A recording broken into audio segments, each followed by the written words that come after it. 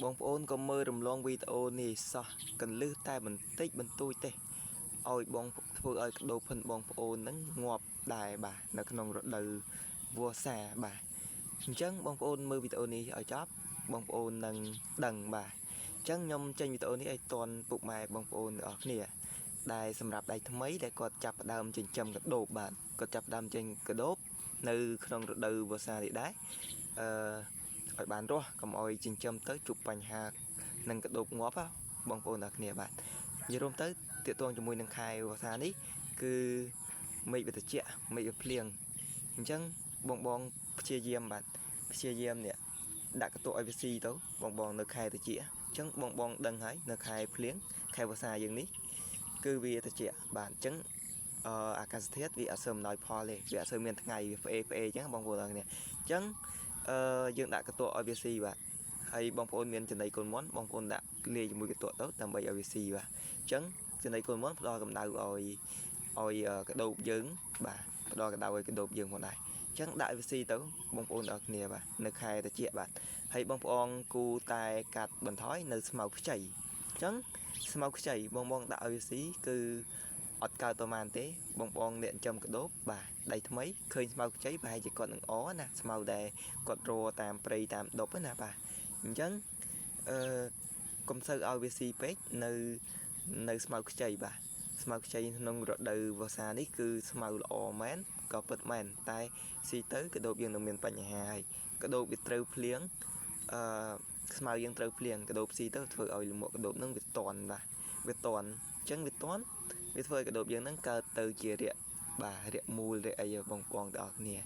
អញ្ចឹងយើងត្រូវតែកាត់បន្ថយកុំឲ្យវារាកបានអញ្ចឹងបងប្អូនឲ្យស៊ីកន្ទក់បាទស៊ីកន្ទក់ឬមួយក៏ចំណីកូនមន់តែកុំឲ្យដាក់វាស៊ីច្រើនពេកវាផ្ដល់កម្ដៅច្រើនបាទកូនមន់ចំណីកូនមន់យើងដាក់វាបន្តិចទៅបាទដាក់ឲ្យវាដូចថាយើងក្នុងមួយព្រឹងអញ្ចឹងទៅយើងដាក់កុំឲ្យដាច់ក្នុងមួយថ្ងៃអីដាក់2ក្តាប់3ក្តាប់ឲ្យវាស៊ីទៅបាទអញ្ចឹងវាកាត់បន្ថយនៅការរាករុះរបស់កណ្ដូបបាទអញ្ចឹងយើងដឹងស្រាប់ហើយកណ្ដូបគឺជាសត្វគ្មានឈាមបាទវាអត់មានឈាមទេអញ្ចឹងកាលណាតែវាត្រូវភ្លៀងវាត្រូវសើមអញ្ចឹងវាធ្វើឲ្យកណ្ដូបផងយើងហ្នឹងវាងាប់ហើយវាសោយអញ្ចឹងកុំឲ្យកណ្ដូបត្រូវភ្លៀងកុំឲ្យកណ្ដូបសើមបាទកាលណាតែស៊ីស្មៅសើមវាធ្វើឲ្យកណ្ដូបផងយើងហ្នឹងរាកបាទដោយសារអីដោយសារលីមួកវាតន់វាធ្វើឲ្យឈូលលីមួកធ្វើឲ្យកណ្ដូបផងយើងហ្នឹងរាកផងដែរបាទអញ្ចឹងសម្រាប់បងប្អូនថ្មីតែកំពុងតែចាប់ផ្ដើមមើលវីដេអូនេះចប់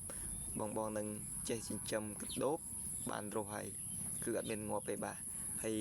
វីដេអូនេះខ្ញុំចេញភ្លាមសម្រាប់ក្នុងខែវស្សានេះដើម្បីឲ្យបងប្អូនចែកម្លែកទៅកាន់បងប្អូនបាទឲ្យគាត់មើលទៅឲ្យទាន់ពេលវេលាកុំឲ្យគាត់ចិញ្ចឹមហើយគឺជួបបញ្ហានឹងងាប់នៅក្នុងខែវស្សានេះផងដែរអញ្ចឹងបងខ្លះគាត់អត់ទាន់ដឹងទេគាត់ដៃថ្មីទេសារគាត់ដៃថ្មីគាត់អត់ទាន់ដឹងទេបាទអាចស្នាមដែលជាប់នៅមុងអាទឹកលឹងទឹករៀងពណ៌កាហ្វេហ្នឹងបាទអាហ្នឹងមិនមែនទឹកមាត់កដោបទេបាទអាហ្នឹងគឺជាកដោបយើងរាកបាទអាហ្នឹងវារាកធម្មតាទេបាទវារាកធម្មតាទេគឺអត់អីទេបងប្អូនអាចដាក់កន្ទក់ឲ្យវាស៊ីទៅអាហ្នឹងគឺវាលីមុខវារឹងធម្មតាវិញគឺវាលេងអីទេបងតែបើសិនជាមួយទៀតយើងឲ្យវាស៊ីចិត្តឲ្យស៊ីអញ្ចឹងរហូតអាស្មៅខ្ចីហ្នឹងយើងឲ្យស៊ីរហូតចុះស្មៅនឹងវាត្រូវទឹកវាត្រូវទឹកសើមអញ្ចឹងលិមួកវាសើមផងវាធ្វើឲ្យកណ្ដូបនឹងវារាកបាទរាកផងក្អួតផងអាហ្នឹងគេហៅថារាកមូលបាទរាកគឺងាប់អស់អញ្ចឹងមួយទ្រុងបងប្អូនចាំទៅបាន10គីឡូដាក់ពូជ1គីឡូបាន10ទៅ5-10គីឡូអីហ្នឹងបងប្អូនអាចនឹងងាប់អស់នៅសល់ត្រឹមតែ1គីឡូឯទេហ្នឹងហើយបងប្អូនហ្នឹងហើយទាក់ទងជាមួយនឹងកដោបសក់ស្លាប់នៅពេលកដោបសោយអញ្ចឹងបងគូតែបន្ថែមចំណីកូនមន់បំពន់វាទៅឲ្យវាស៊ីអញ្ចឹងដល់ថ្ងៃដែលវាសក់វាមានកម្លាំងមានកំហែងអញ្ចឹងវាអត់ងាប់ទេអញ្ចឹងបងប្អូនត្រូវតែបំពន់វាចាប់ពីកណ្ដូប5ទៅ10ថ្ងៃឡើងទៅបងត្រូវតែដាក់ចំណីកូនមន់ជាប្រចាំដាក់ចំណីឲ្យជាប់លាប់មកបាទដើម្បីឲ្យវាមានកម្លាំងបាទអញ្ចឹងទាក់ទងជាមួយនឹងកណ្ដូបសក់ផងដែរជិះវៀងកុំឲ្យកណ្ដូបសក់ហ្នឹងងាប់អញ្ចឹងបងប្អូនត្រូវតែព្យាយាមដាក់ឆ្មៅឲ្យបានច្រើនបន្តិចបាទដាក់ស្មៅបានច្រើនបន្តិចណាបង chẳng cái nào dương đặt smart VC ban trơn tới bà vì nâng miền cầm lăng xót hay nâng vì ập ở dương thì phong bòn đôi xa ấy Canada dương đặt trơn chẳng dương ở miền bắc đặt trơn đòn phơi cần đột nâng việc ở dưỡng chẳng phơi cần đột nâng ngọt chẳng nè việc phơi việc ở bà chẳng đặt smart trơn tích tấu bòn bòn đó nè chẳng phơi ở cần đột phần dương nâng vì ở xì kia chi viên nâng ở xì kia bà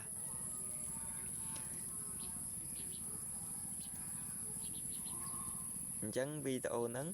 miền đập bằng tế bong bong từ ở nia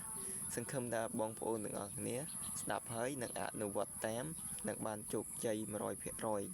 cả tình châm gật đốt nực nực nông khai và xa ni phong đài bà chân công ơi trâu phiếng bong phô trâu tại bằng tấn trung bình bằng tấn trung bình cái đốt nâng tới công ơi việc trâu phiếng á bong bong ở nia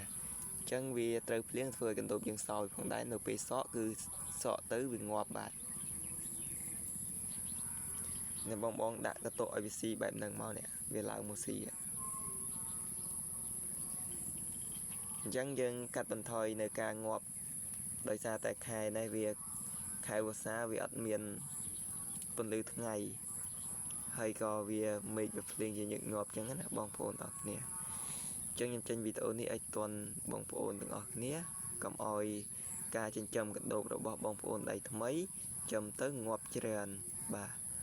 ចឹងវីដេអូនឹងមានតែប៉ុណ្្នឹងទេបើសិនជាវីដេអូនេះមានផលប្រយោជន៍សំខាន់ទៅដល់ពុកម៉ែបងប្អូនអរគ្នាសូមជឿនៅវីដេអូសូមជឿនៅ channel របស់ខ្ញុំម្នាក់មួយទៅនឹងទទួលបានវីដេអូថ្មីៗពីខ្ញុំជារៀងរាល់ថ្ងៃបាទសូមជម្រាបលាបាទ